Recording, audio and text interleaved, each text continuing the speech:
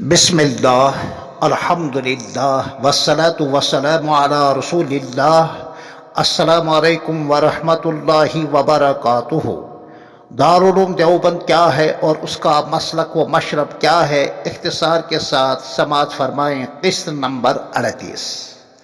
कासिमुल उलूम वल खैरात हुज्जतुल इस्लाम वल मुस्लिमीन हज़रत मौलाना मोहम्मद कासिम साहब नानोतवी रहमतुल्लाहि अलैह दारुल उलूम देवबंद सरबलंद के बानी आज़म हज़रत नानोतवी रहिमहुल्लाह ने दारुल उलूम के क़याम के बाद दारुल उलूम से फारिग होने वाली जमात को दौर हदीस पढ़ाया था, जिसमें हज़रत शेखुल हिंद भी शामिल थे।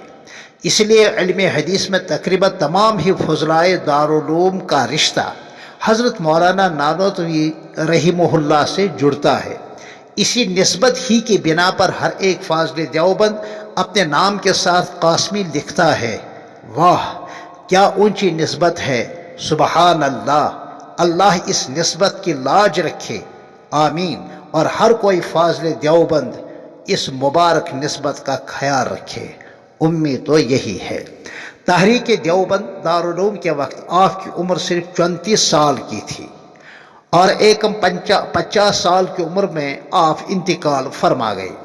पूरी ज़िंदगी सादगी में गुजारी है। बदन पर हमेशा एक ही मामूली सा जोड़ा रहता था, जिसको वो धोकर पहना करते। हालांकि आपकी शोहरत व अज़मत का डंका पूरे बर्रे सग़ीर में बज रहा था और आपकी मुखलिसाना खिदमत से हर इलाका इस तरह गूंज रहा था कि बड़े बड़े नवाब व हुक्मरान महज आपकी ज़ियारत व मुलाकात के लिए आपकी खिदमत में हाज़िरी देने को अपनी सादत समझते थे। और ऐसा क्यों ना होता, जबकि आपने अपनी कीमती तकरीरों, तहरीरों और मुनाजरों के ज़रिए वतन अजीज़ में आसमान से बातें करने वाली खुराफात और बिदात और इर्तिदाद की आग को बुझाया था और जंग आज़ादी के लिए मैदान शामली के मार्के में सिपह सालार की हैसियत से अंग्रेज़ों के खिलाफ आपने अपनी ईमानी शजाअत के जौहर दिखलाए थे। फिर हिफाजती इस्लाम के लिए दारुल उलूम देवबंद कायम करके मदारिस का जाल पूरे बर्रे सग़ीर में बिछा दिया था। इसी मौके पर मरहूम शोरिश कश्मीरी ने क्या ही उम्दा और अच्छी बात कही है। गूंजेगा चार खोंट नानोतवी का नाम, बांटा है जिसने बादे इरफान मुस्तफ़ा।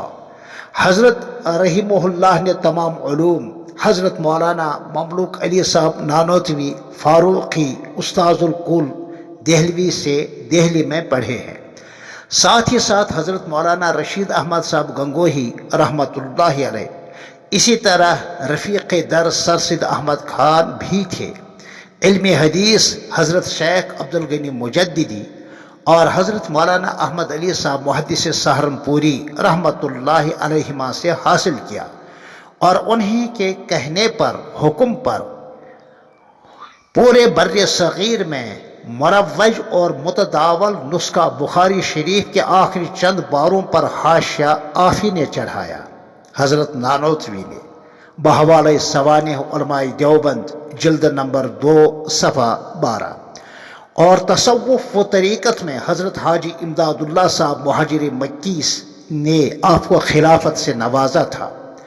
यह हज़रत नानोतवी ही की शख्सियत थी कि हज़रत हाजी इमदादुल्लाह साहब आपके बारे में फरमाते हैं कि कई सदी के बाद अल्लाह ने मौलाना मोहम्मद कासिम साहब नानोतवी जैसी शख्सियत पैदा फरमाई।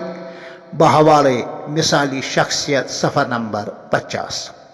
इसी तरह हज़रत हाजी साहब ने एक मौके पर फरमाया कि अगर अल्लाह ताला क़यामत के दिन मुझसे पूछ लें कि इमदादुल्लाह क्या लेकर आया, तो मैं हज़रत मौलाना रशीद अहमद साहब गंगोही और हज़रत मौलाना मोहम्मद कासिम साहब को पेश करूँगा कि या अल्लाह आपकी बारगाह में इन दो को लेकर आया हूँ। बहवाले तज़किरे मशाइख़ देवबंद सफ़ा नंबर 158। फिर हाजी साहब ने एक और मौके पर फरमाया था कि अल्लाह ताला अपने बंदों को जो इस्तिलाही यानी ज़ाब्ते के और दुस्तूर के मुताबिक आलिम नहीं होते हैं, ان کو کوئی نہ کوئی زبان عطا فرماتی ہی ہے۔ چنانچہ شیخ المشائخ حضرت شیخ شمس تبریز رحمۃ اللہ علیہ کو اللہ تعالیٰ نے حضرت مولانا عبد الرحمن حضرت مولانا جلال الدین رومی کی زبان عطا کی، جنہوں نے شمس تبریز کے علوم اور معارف کو کھول کھول کر بیان کیا۔ اسی طرح مجھ کو مولوی محمد قاسم زبان کی حیثیت سے اللہ نے عطا کیا ہے۔ بحوالہ قصص الاکابر صفحہ نمبر 57۔ در حقیقت حضرت نانوتوی رحمہ اللہ کی ذات تو اپنے دور کے ایک مثالی ذات تھی۔ یقیناً آپ اسم باب مسمى ثابت ہوئے۔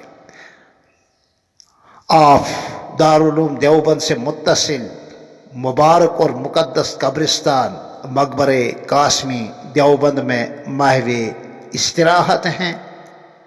بقول علامہ اقبال، بڑی مدت میں بھیجتا ہے ساقی ایسا فرزانہ، بدل دیتا ہے جو بگڑا ہوا دستور مے خانہ۔ پھر ملتے ہیں اسی عنوان کے تحت قسط نمبر 39 میں۔ تب تک کے لیے السلام علیکم ورحمۃ اللہ وبرکاتہ۔